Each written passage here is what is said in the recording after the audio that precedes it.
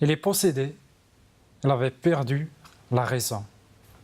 Les gens ont essayé de faire tout pour le contrôler ou pour le maîtriser, mais rien ne marchait.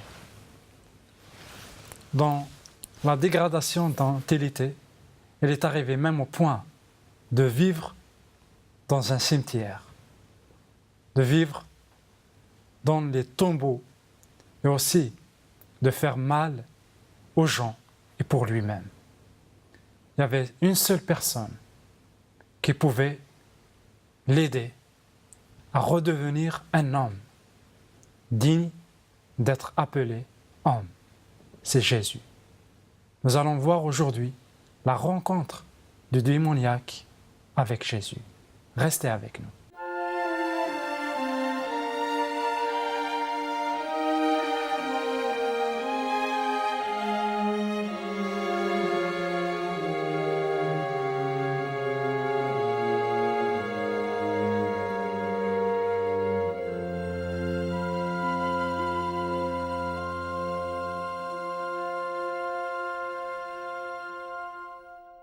Bonjour et bienvenue pour une nouvelle émission, Rencontre avec le Christ.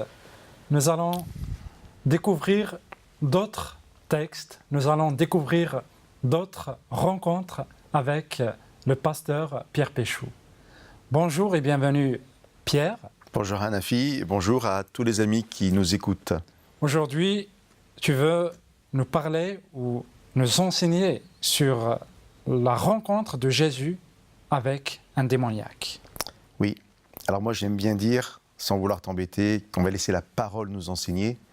Amen. Et je vais essayer d'être celui qui partage. Un instrument. J'aimerais être cela en tout cas. Tu as dit quelque chose de très intéressant dans ton introduction, que Jésus allait rétablir cet homme comme un véritable homme, parce qu'on peut vraiment se demander ce qu'il est devenu. Nous ne lisons pas le texte, il se trouve dans l'évangile de Marc, au chapitre 5. Ce sont tous les premiers versets du chapitre 5, mais ça serait un peu long. Je pense que c'est à partir du verset 1 jusqu'au verset 20.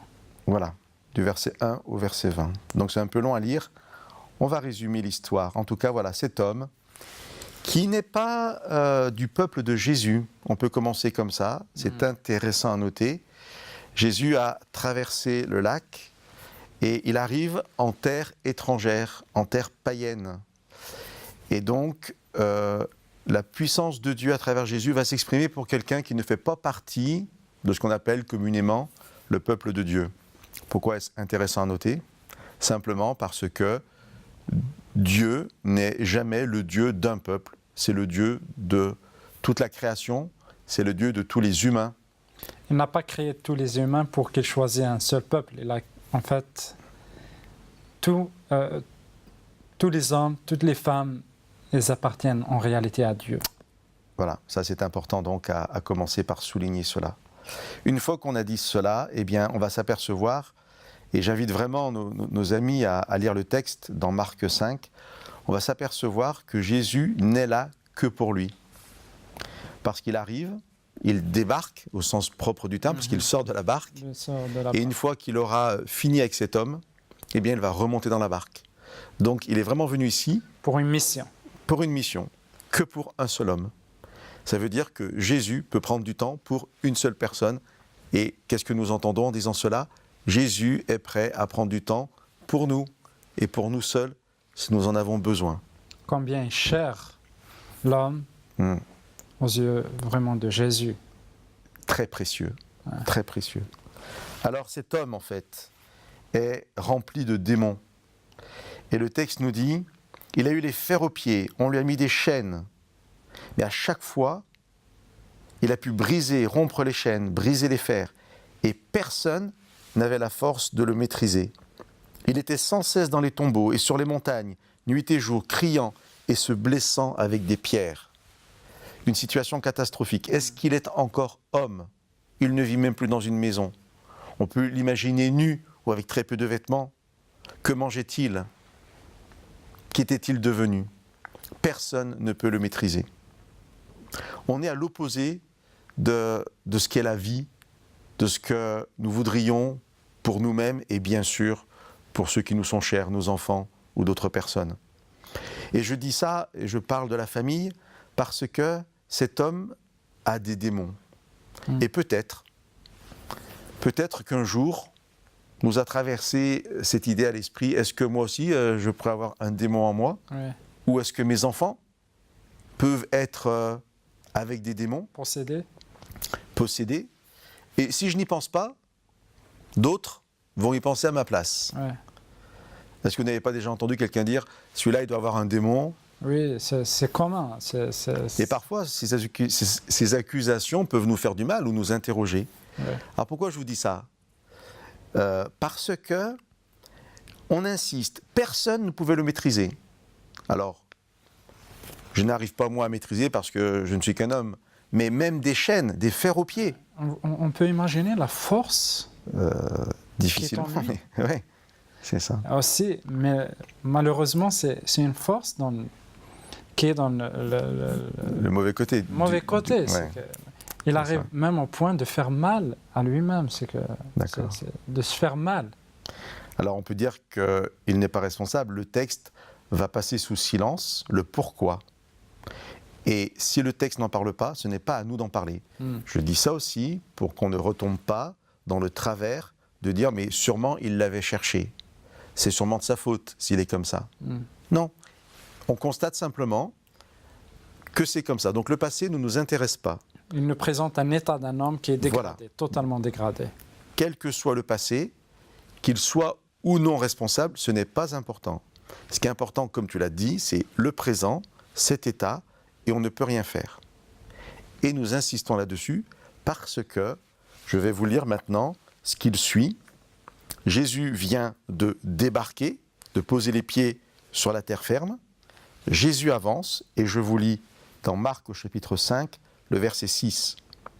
Cet homme vit Jésus de loin, accourut, se prosterna devant lui et cria « Pourquoi te mêles-tu de mes affaires, Jésus, fils du Dieu très haut ?» Ce qui m'intéresse, c'est le début c'est le verset 6. Il vit, il accourut, il se prosterna. Jésus ne fait rien. Jésus arrive simplement. Quel contraste incroyable, extraordinaire, entre des hommes, entre des chaînes de fer, des fers aux pieds, des entraves aux pieds, qui avaient été incapables de maîtriser cet homme, et par opposition, la simple présence de Jésus, même pas la présence, simplement Jésus qui arrive, qui est en train d'arriver. Et cet homme plein de démons le voit, et il n'a d'autre possibilité que de courir vers lui et de se prosterner. Et là, déjà, les démons sont vaincus. C'est ce que le texte va nous expliquer plus tard. Jésus va prier et les démons vont se jeter dans des cochons et disparaître dans la mer. Mais vous voyez, quel encouragement pour nos amis qui nous écoutent.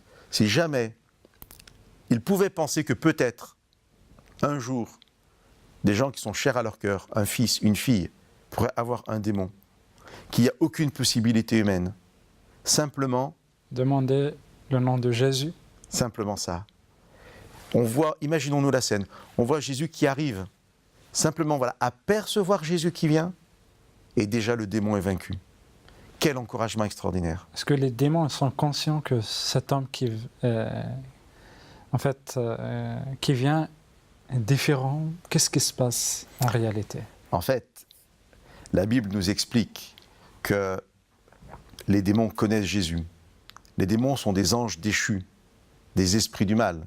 Mais ils savent très bien qui est Jésus. Et d'ailleurs, nous l'avons lu, au verset 7, ce n'est plus l'homme qui parle, c'est les démons en lui. Et ils disent, « Pourquoi te mêles-tu de mes affaires, Jésus, fils du Dieu très haut ?» Donc c'est très clair, ils savent qui il est, ils connaissent sa puissance. Son identité. Son identité.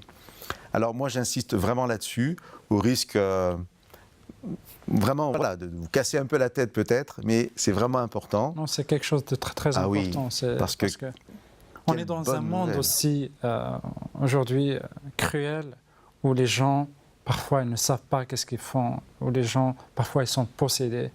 Et nous, on a un regard peut-être qui est négatif sur ces gens-là. Et là, en réalité, ce ne sont que des victimes. Et là, on voit que cet homme finalement, c'est une victime. C'est une victime. Et on va voir dans la suite du texte, dans la suite de notre partage, comment Jésus est puissant, intransigeant avec les démons, mais comment il va être respecté, la personne. Pierre, je veux que tu me réponds à une question. Comment peux-tu expliquer ici? Enfin, tu l'as déjà expliqué en disant la présence de Jésus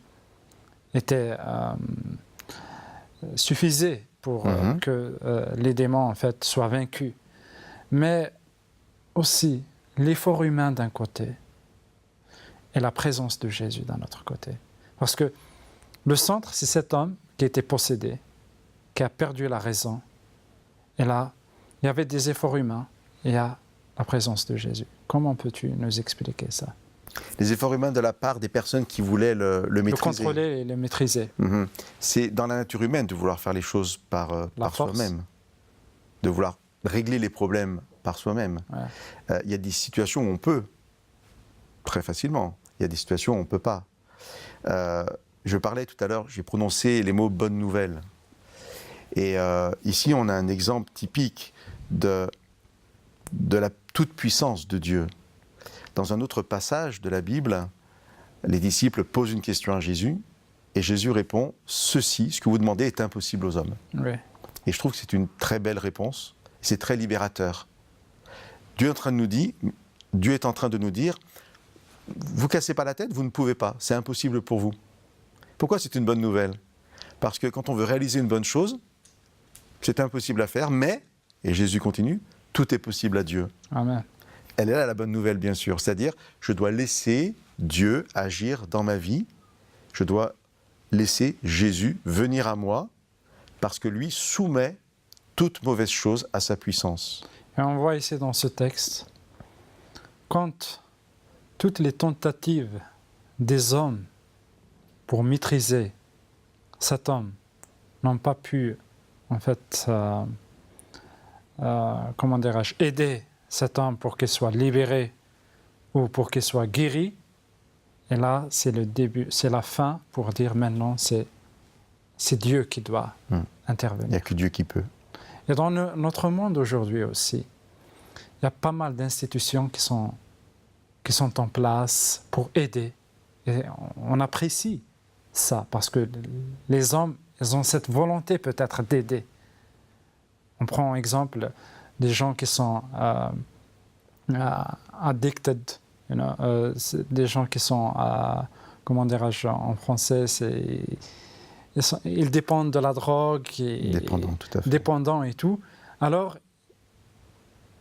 il y a des gens qui ne peuvent pas, même avec les moyens humains qui sont là. Mais quand Jésus intervient, ils peuvent se libérer de ça. Exactement. C'est ça la bonne nouvelle. Nous allons continuer dans la deuxième partie, comment tout ça a eu lieu et comment aussi il y a eu des résultats positifs. Attendez-nous pour la deuxième partie.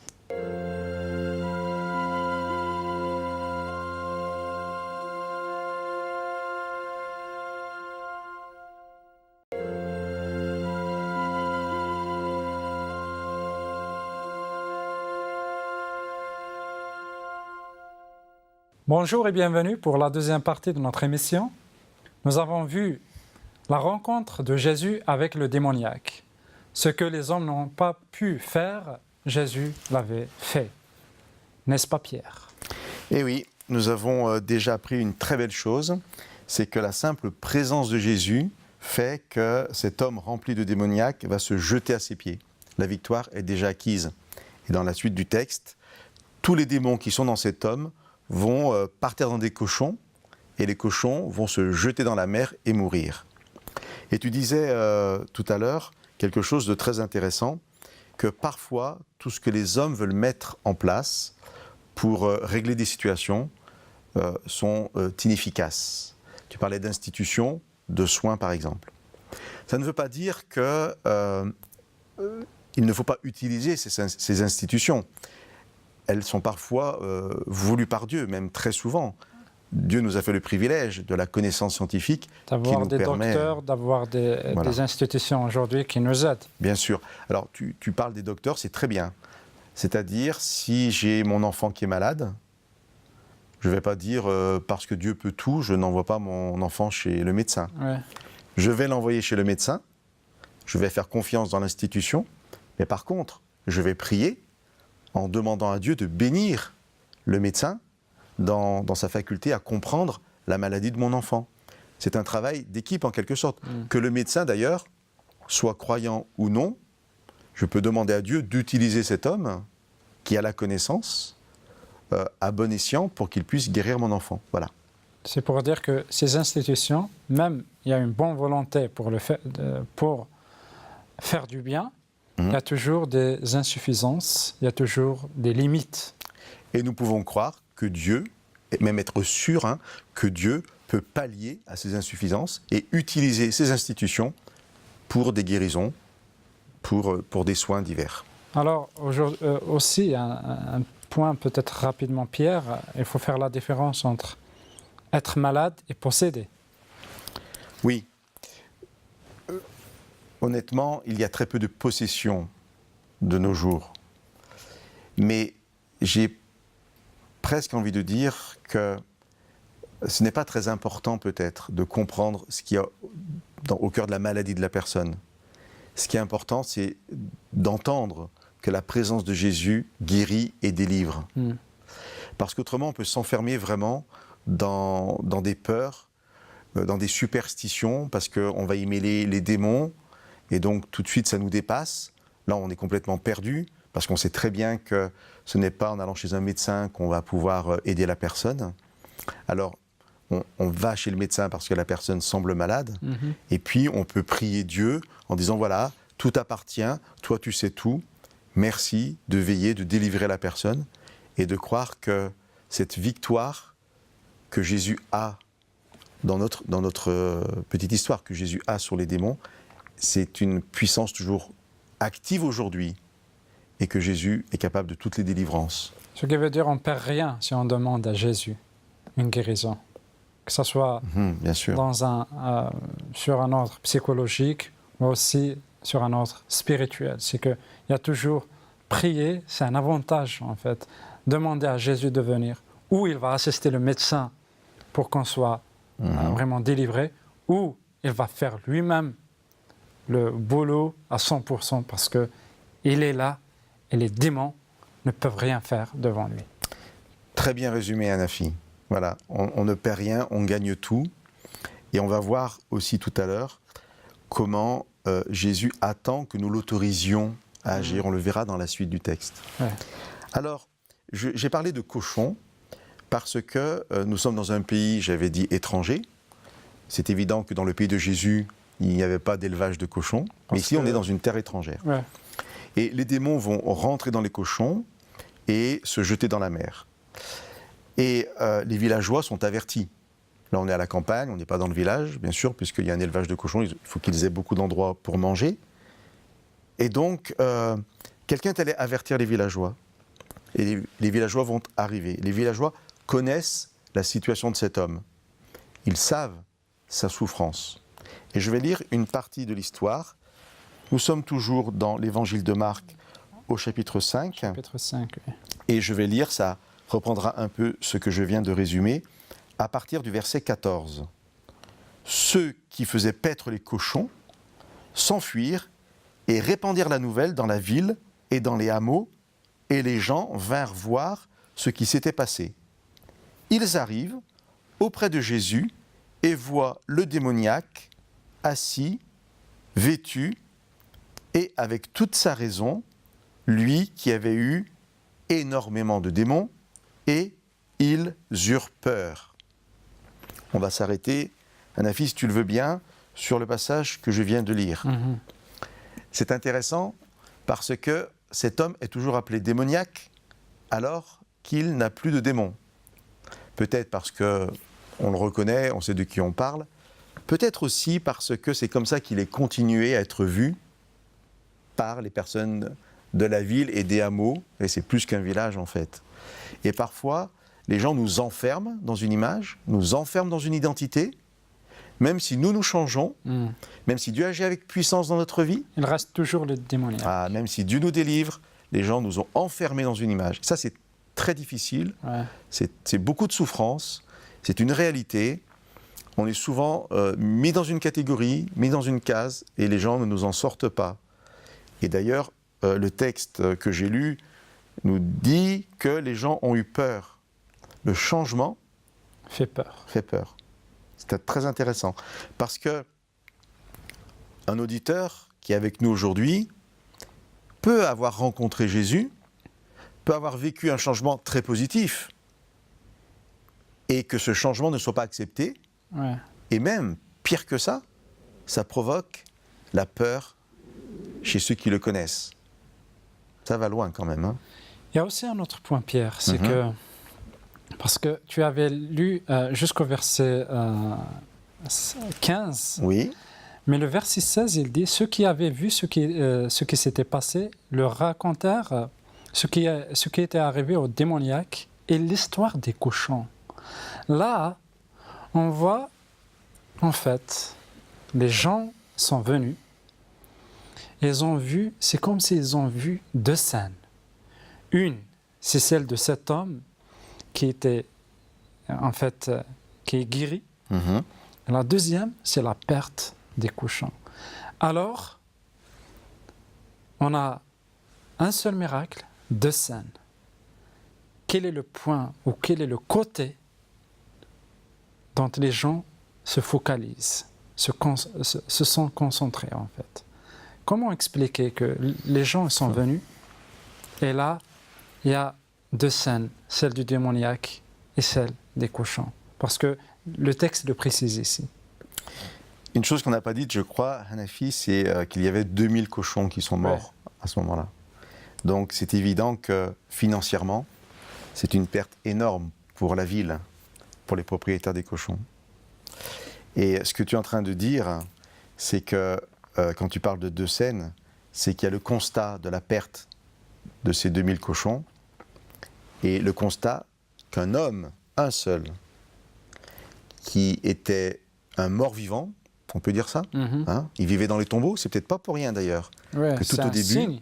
tu C'est un disais signe qu'il vivait dans le cimetière, un mort-vivant, que cet homme mort-vivant a retrouvé toute sa qualité d'homme, nous y reviendrons. Alors, c'est terrible, Hanafi, ta remarque en fait, parce que tu es en train de nous demander si dans la balance, on peut mettre d'un côté un homme et de l'autre côté 2000 cochons. 2000 cochons. Ou une perte financière, ou Perte économique. une perte économique. On ne devrait jamais se poser la question. Et pourtant, les villageois n'arrivent pas à se réjouir De la guérison. de la guérison de cet homme, qu'ils ne connaissent sûrement pas plus que ça. Et au contraire, ils ont peur. Et ils ont peur de quoi? Sûrement que ce Jésus qui est là continue à faire des choses bizarres et qu'il continue à perdre des cochons ou alors d'autres choses. Mais je dis que c'est terrible parce que je ne sais pas quel autre mot employer. J'espère que jamais, dans ma propre vie, je serai triste d'une perte financière si ça a permis le salut, la guérison d'une seule personne. Pour ça, on choisit le volet spirituel plus que le volet économique. C'est que. Ouais, c'est bien qu'on fasse ça. C'est ça, c'est que on se concentre sur ce qui est spirituel parce que c'est quelque chose qui apporte pour l'humain lui-même. Et là, ces gens-là, ils se sont concentrés sur la nature, sur cette perte économique. Merci beaucoup, Pierre. Aussi, je veux juste commenter, c'est que, en fait, ces démons-là qui sont partis, qui ont quitté cet homme, en partant dans les cochons, est-ce qu'ils n'ont pas révélé leur véritable nature en faisant noyer ces cochons aussi?